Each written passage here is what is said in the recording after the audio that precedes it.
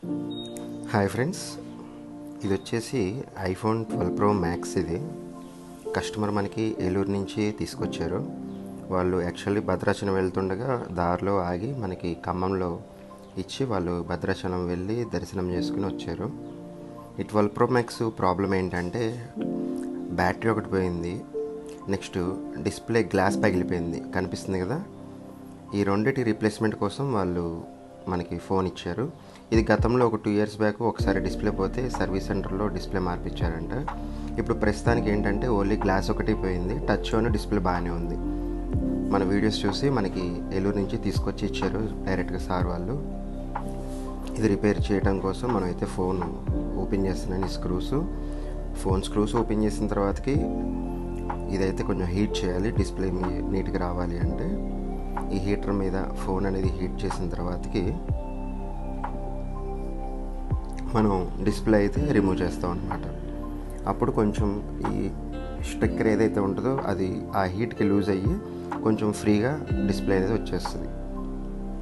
ఈ డిస్ప్లే అనేది అయితే మనం బాడీలో నుంచి రిమూవ్ చేస్తున్నాం చూడండి. ఫ్లాట్గా ఉన్న అంటే ఏం పగలకుండా ఉన్న డిస్ప్లేలు అయితే కొంచెం నీట్గా ఇబ్బంది లేకుండా వస్తాయి, కానీ ఈ పగిలిన డిస్ప్లేలు బాడీలో నుంచి రిమూవ్ చేయాలంటే కొంచెం జాగ్రత్తగా కష్టపడాలి. ఇదైతే సేఫ్గానే వచ్చేసింది చూడండి. డిస్ప్లే అయితే మనకి బాడీలో నుంచి రిమూవ్ చేసేస్తున్నాను. ఈ కనెక్టెడ్ ఈ డిస్ప్లే అనేది ఇది కొంచెం బాడీ కూడా బెండ్ ఉంది చూడండి. అది పెద్ద ప్రాబ్లం ఏం కాదు, పట్టించుకోక్కర్లేదు. అది కస్టమర్కి చెప్పినా కూడా పర్లేదండి అని చెప్పారు. ఈ డిస్ప్లే అనేది మదర్ బోర్డ్కి కనెక్ట్ అయి ఉంటుంది కాబట్టి ఆ కనెక్టింగ్ స్ట్రిప్ రిమూవ్ చేయాలి. దానికోసం పైన షీల్డ్ స్క్రూస్ ఓపెన్ చేస్తున్నాను.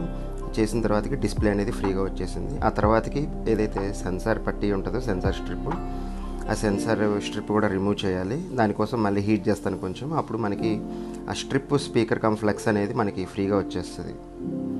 ఇప్పుడైతే మనం మెయిన్ టాస్క్ ఏదైతే గ్లాస్ అయితే పోయిందో ఆ గ్లాస్ రిమూవ్ చేయడం కోసం మళ్ళీ మనం హీటర్ మీద పెట్టి దాన్ని రిమూవ్ చేసేస్తున్నాం చూడండి. ఆ సన్నటి వైర్ తోటి మనం ఆ గ్లాసు డిస్ప్లే అనేది సపరేట్ చేసేస్తాం.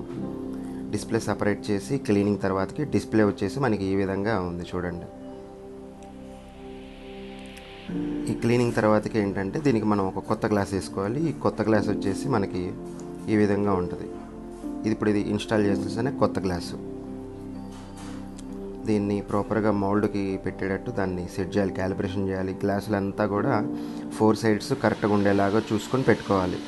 లేదు అంటే బయటకు వచ్చేస్తుంది, మళ్ళీ ఫ్రేమ్లో కూర్చోదు. మళ్ళీ వర్క్ అనేది మొదటి నుంచి చేయాలి.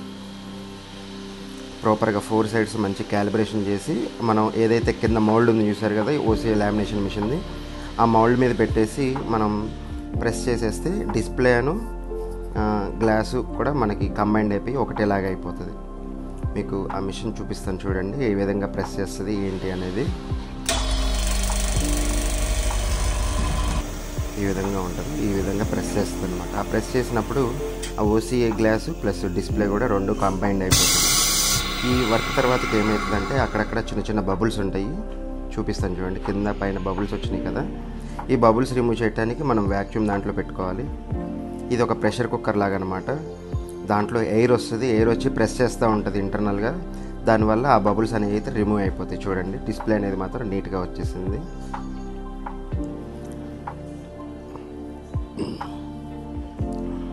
దీని తర్వాతకి మనం ఈ వర్క్ ఏదైతే ఒక 10 minutes బబుల్ రిమూవల్లో పెట్టిన తర్వాతకి మనం ఈ ఫ్యూచర్లో కూడా ఈ బబుల్స్ రాకుండా మనం ఈ ఏదైతే యూవీ లైట్ అనమాట, యూవీ క్యూరింగ్ చేసిన తర్వాత ఒక 2 minutes ఆ డిస్ప్లే అయితే రెడీ అయిపోయింది. మీకు ఇందాక బాడీ కూడా కొంచెం పగిలిందని చెప్పాను కదా ఆ సైడ్కి, అది పెద్ద మ్యాటర్ కాదు అది.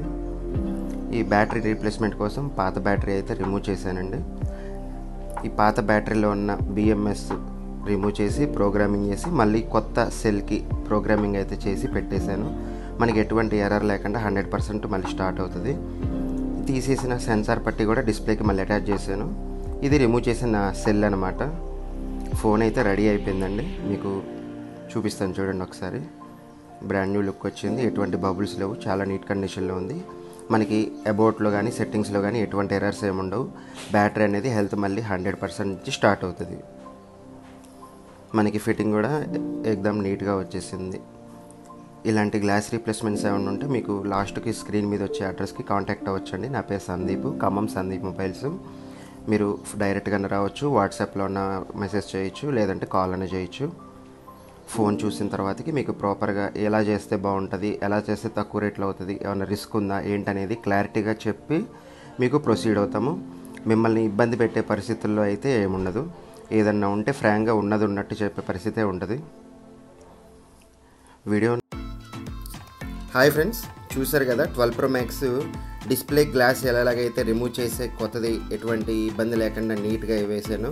అలాగే బ్యాటరీ రీప్లేస్మెంట్ కూడా జరిగింది. ఇలాంటి glass replacements, battery replacements, mother board repairs ఇలాంటివి ఏమైనా ఉంటే మీరు స్క్రీన్ మీద కనిపించే అడ్రస్కి కాంటాక్ట్ అవ్వచ్చు. డైరెక్ట్గా షాప్ విజిట్ చేయొచ్చు. లేదు అంటే కనుక వాట్సాప్లో అయినా మాకు మెసేజ్ పెట్టచ్చు. వీడియోస్ పెడితే మీకు దాన్ని బట్టి మ్యాక్సిమం మీకు ఫోన్లోనే సమాధానం చెప్పడం జరుగుతుంది. కొన్ని అర్థం కాకపోతే డైరెక్ట్గా షాప్ దగ్గరికి తీసుకురమ్మని చెప్పి చెప్తాను. మనకైతే షాప్ వచ్చేసి ఓన్లీ ఖమ్మంలో ఉందండి. ఖమ్మంలో మనది గాంధీ చౌక్లో ఉంటుంది. మనకి ఎటువంటి బ్రాంచెస్ లేవండి. ఆ ఖమ్మంలో ఏంటంటే మనకి ఆల్రెడీ మనకి సందీప్ మొబైల్స్ అనే పేరు మీద మీకు గూగుల్ మ్యాప్స్లో ఒక 4-5 షాపులు చూపిస్తాయి. కానీ అవన్నీ కరెక్ట్ కాదండి. మనకి సందీప్ మొబైల్స్ గాంధీ చౌక్ అని ఉంటుంది మెయిన్ బ్రాంచ్. మనకు అది ఒక్కటే బ్రాంచ్ ఉంది. మెయిన్ బ్రాంచ్ కూడా ఒక్కటే బ్రాంచ్ ఉంది.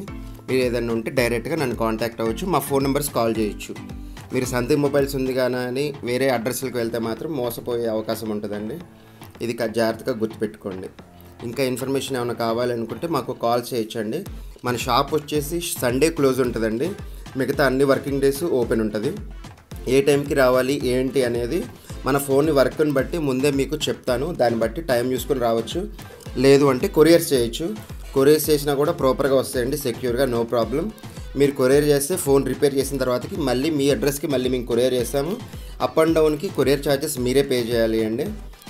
కొరియర్ ఛార్జెస్ మీరు పే చేస్తే మేము సేఫ్గా ప్యాకింగ్ చేసి అయితే పంపిస్తాము. మా తరపు నుంచి మీకు ఎటువంటి ఇబ్బంది అయితే ఉండదు. వీడియో నచ్చితే కనుక లైక్ చేసి కామెంట్ అయితే చేయండి. ఓకేనా, బాయ్.